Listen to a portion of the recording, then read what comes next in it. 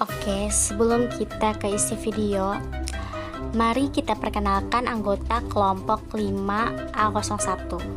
Karena kata orang, tak kenal maka tak sayang. Oke deh, kita langsung perkenalan anggota kelompok. Cekidot. Ade Aulia Pratiwi, Elsa Yuwanda Dewi, Novita Sari, dan Miss Liani. Oke, kita lanjut ya ke bagian isi video. Oke, cekidot. Oke, untuk profil anak atau identitas anak, untuk nama anaknya itu yaitu Muhammad Ibrahim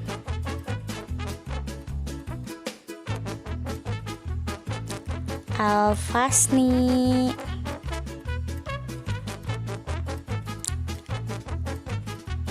Untuk tempat tanggal lahirnya itu di Banjarbaru 26 Juni 2015.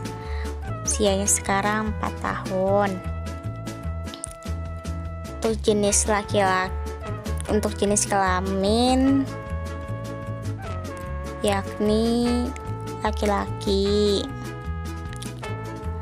Untuk status anaknya itu anak kandung. Kemudian anak kedua dari 3 bersaudara. Nama sekolahnya PAUD Pelita Hati Banjarmasin, kelas TK A. Untuk alamatnya Jalan Al Jafri, Komplek Sinar Rizki, nomor 13, Banjarbaru. Jadi berdasarkan hasil instrumen yang kami lakukan, anak tampak menunjukkan ada 7 gejala yang pada anak ini. Gejala yang tampak sekali terlihat pada anak yaitu kurang merespon panggilan orang lain atau di sekitarnya, dan kontak mata juga kurang. Sosialnya dengan teman di kelasnya juga belum ada karena masih tahap adaptasi. Anak juga suka melakukan hand clapping dan suka berjalan bolak-balik. Anak juga suka mengurutkan benda-benda disejajarkan. Kemudian anak juga suka membeo dengan suara bicara yang kurang jelas. Diketahui banyak ciri yang tampak ada di dalam diri anak yang menunjukkan gejala atau ciri anak autis, dengan dapat disimpulkan bahwa anak tersebut teridentifikasi anak autis. Jika ada instrumen identifikasi melalui CAT yang disebut Childhood Autism Rating Scale. Anak tergolong autis sedang dalam rentang 40 dan kebanyakan derajat hambatan 3, lebih spesifik dalam aspek komunikasi masih kurang. Hal ini mungkin karena anak masih bersekolah di TKA dan baru 1 tahun sekolah di sekolah pelita, sehingga mungkin dalam hal penanganan atau intervensinya dalam hal komunikasi Ya, saya akan menjelaskan hasil asesmen perkembangan kognitif. Yang pertama yaitu kemampuan awal atau potensi. Pada asesmen kognitif ini, kemampuan anak hanya bisa atau mampu menyebutkan kata barang kepemilikan anak. Contohnya seperti susu, tas, baju, mama, dan abah. Anak juga mampu menirukan tindakan, tetapi harus diajarkan dengan cara yang berulang-ulang. Dalam hal mengenali dan mengekspresikan, anak mampu dan bisa, yaitu seperti mengadu atau bilang kepada guru jika ia merasakan sakit pada tubuhnya. Ya, selanjutnya hambatan. Pada asesmen kognitif ini, anak masih kurang mampu untuk menyebutkan nama benda sehari-hari karena anak masih bisa menyebutkan nama benda kepemilikannya atau kata yang anak bisa saja. Untuk menyebutkan nama benda di dalam buku gambar pun anak tidak mampu. Dan juga anak tidak mampu untuk memperlihatkan jenis-jenis benda atau memperlihatkan rasa ingin tahu pada benda di sekelilingnya dengan bertanya mengapa, kenapa, bagaimana, anak masih belum mampu. Ya, selanjutnya kebutuhan anak. Menurut kelompok kami, anak masih banyak memiliki hambatan pada kognitifnya yang dikarenakan anak masih belum mampu untuk melakukannya.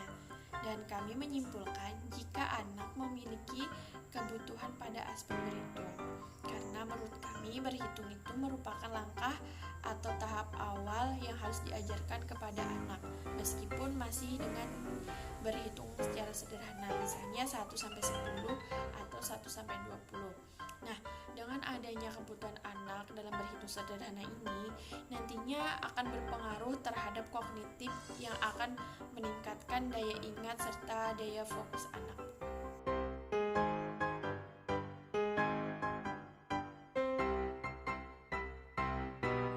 Rancangan program intervensi dini dengan menggunakan permainan tradisional yang kami pilih untuk aspek kognitif, yakni permainan congklak. Untuk kegiatannya diberi nama berhitung, kemudian untuk waktunya 30 menit kali 2 kali pertemuan.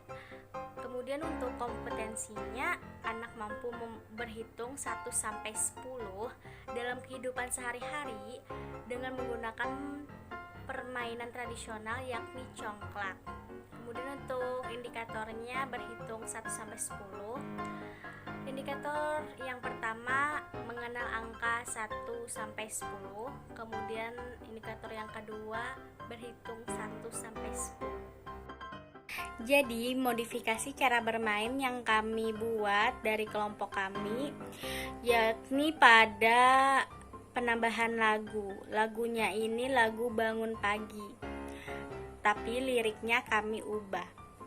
Jadi lagunya seperti ini ya.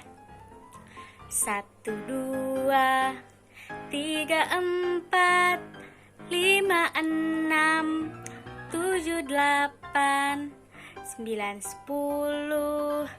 Mari kita main congklak sambil berhitung. Sungguh senang, amat senang, kita main congklak bersama-sama. Sungguh senang, amat senang, kita main congklak bersama-sama. Tujuan pembelajaran. Tujuan pembelajaran jangka pendeknya yakni anak mampu mengenal angka 1-10. Kemudian untuk tujuan jangka panjangnya yakni anak mampu berhitung angka 1-10. Untuk pendekatannya yakni pendekatan individual. Untuk metodenya yakni demonstrasi dan praktek langsung. Kemudian untuk medianya sendiri kami pakai congklak ditambah lagu. Untuk langkah-langkah pelaksana atau cara bermain congklak ini sama aja seperti pada umumnya, namun kami modifikasi sedikit dengan penambahan lagu di awal. Jadi untuk langkah pertamanya yang pastinya kita dan anak menyanyikan lagu yang telah dimodifikasi. Kemudian kita memperkenalkan konsep angka 1-10 dengan menggunakan biji kewuk. Kemudian langkah ketiganya yakni kita memperkenalkan kepada anak dan anak menyebutkan angka 1-10 dengan menggunakan biji kewuk. Untuk langkah yang keempat yakni anak memasukkan biji kewuk ke lubang pemain atau lubang rumah sendiri dan sambil berhitung juga. Kemudian sampai permainannya itu berakhir dan tahu siapa pemenangnya dengan melihat jumlah biji keok yang terbanyak di rumah masing-masing, anggapannya seperti itu. Berikut adalah format penilaian program intervensi dini dengan menggunakan permainan congklak. Oke, jadi ini sebagai berikut, ada kriteria penilaiannya juga, perhitungannya juga, seperti itu.